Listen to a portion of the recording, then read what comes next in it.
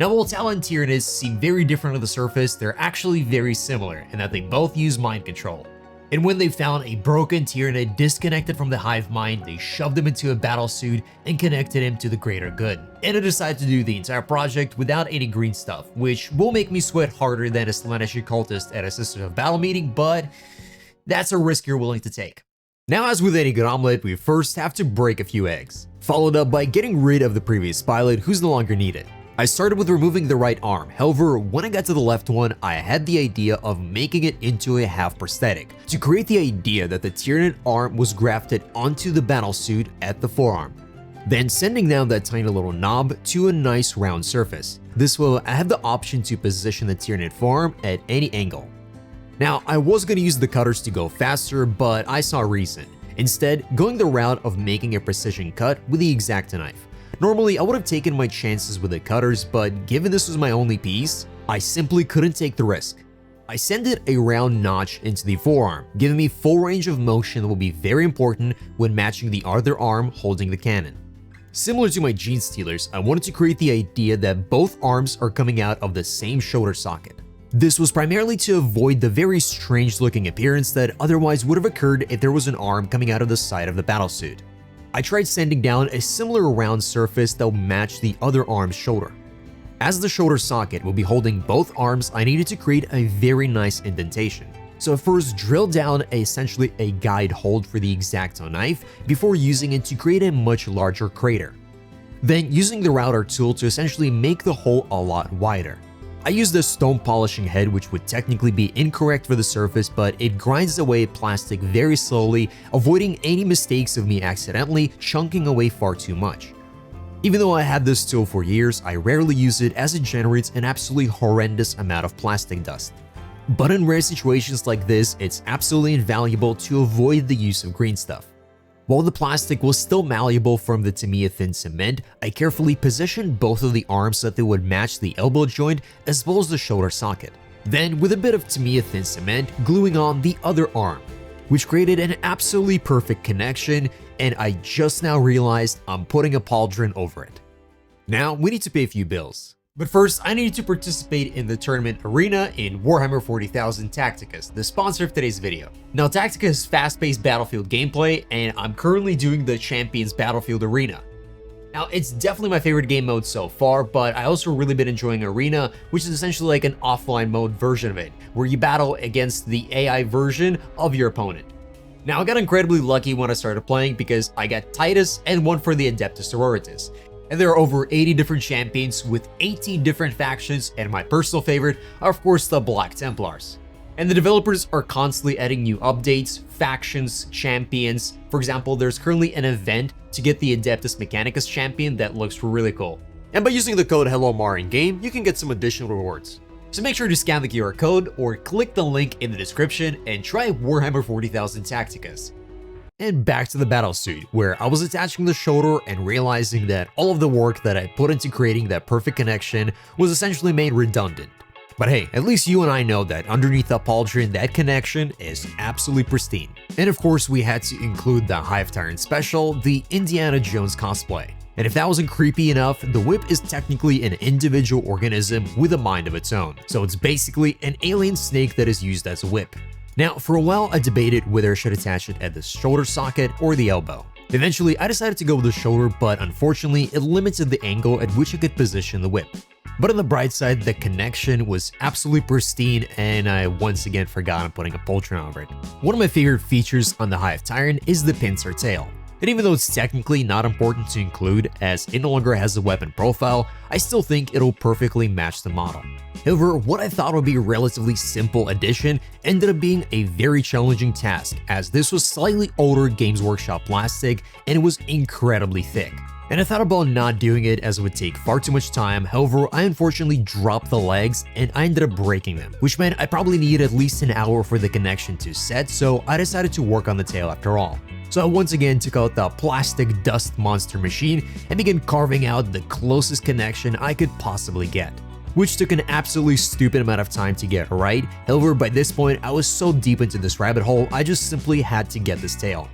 And at the end, I was rewarded with a connection that perfectly matched the curvature of this ghost kill. I then flooded the area with a very generous amount of Tamiathan cement. And while the connection was perfect, I didn't really think about the fact that I have a very large hole left at the top section. Since I'm not using green stuff to fill it in, I had to think of something else. And as necessity is the mother of invention, I ended up coming up with something I think was really cool. Using the large arm from the Carnifex, I want to create the idea that there's a literal spinal stem connecting from the tail into the battlesuit. And while my initial ambition was incredibly high, once I actually carved it down to the size that would match the connection, it was incredibly small. And even though it was very small and once the big torso went on, it was barely visible, I think it helped to solidify the idea of how the tail is actually connected. Another detail in this miniature that will be invisible for the most part, but we will know that it's there and it does serve an interesting purpose. It did have a tiny bonus that it helped to balance out the body as it was keeping the two parts separate. Now, as it turns out, I might have cracked a few more eggs than I needed, because I'll be using the exact same bit that I so carelessly ripped off to connect the Tyranid head to it. Now, there is a little bit of a problem with my Tyranid head. In fact, it used to be a basic bit, so half of it is literally missing. But I think it actually matches the story of this broken Tyranid being recrafted into this battlesuit. But when I was positioning the head, I did slightly lean it towards the right side so that it shows his good side more. I'm sure this Tyranid is very self-conscious about his scars. Then I placed back the frontal plate that I also ripped off carelessly, but fortunately I have no idea how, they actually ripped off very cleanly. As I had such a massive part of the head missing, I took it as a canvas to try to attach some extra bits to it, creating the idea there's some sort of a coolant tube or some special organ juice being pumped into him. Then to match the rest of the towel and reinforce the idea of this Tyranid being mind controlled, I attached this drone antenna to the left side, which was also kind of hilarious because it reminded me of an ear. Now I had an idea for a different head by using this Carnifex one, but it turns out it was so massive and out of proportion, it simply did not work, but maybe for a next project. And with that, the Tau Ghost Kill was transformed into a powerful Tyranid warrior, ready to take on the galaxy and lead the Tau to victory through his wrath, anger, and power. Now, ages ago, I started playing an aquatic-themed kill team of Special Operations Tau that I thought would translate really well to this Tyranid and just match the overall aesthetic. To recreate my Tau Spec Ops color scheme, it all began with airbrushing some dark sea blue to create an even cold undertone, before I began slowly mixing in some mint green and working my way to pure mint green.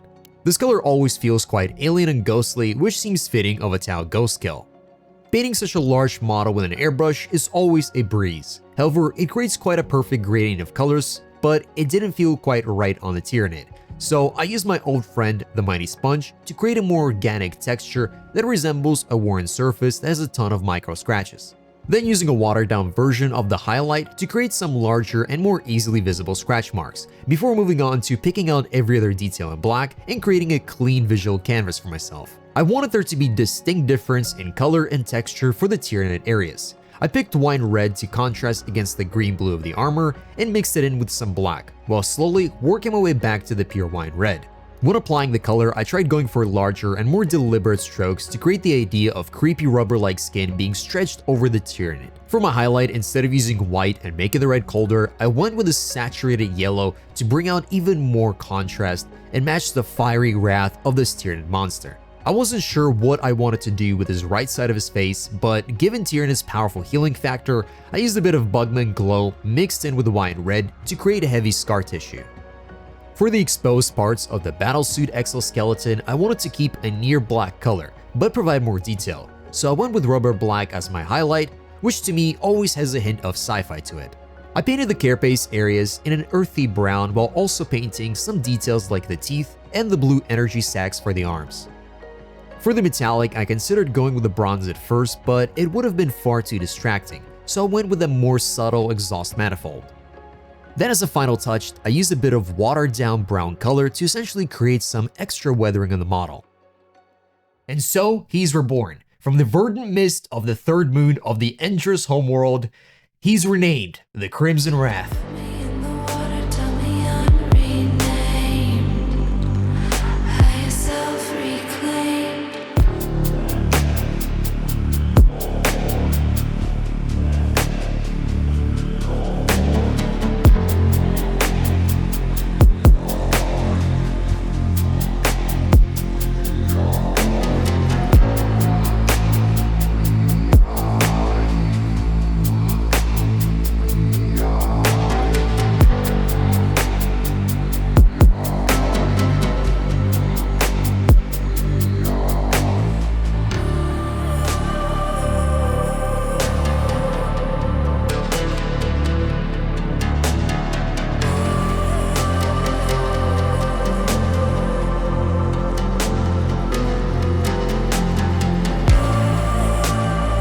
Thank you for watching. I hope you really enjoyed this. It was a very fun kid bash, and I'll see you next time.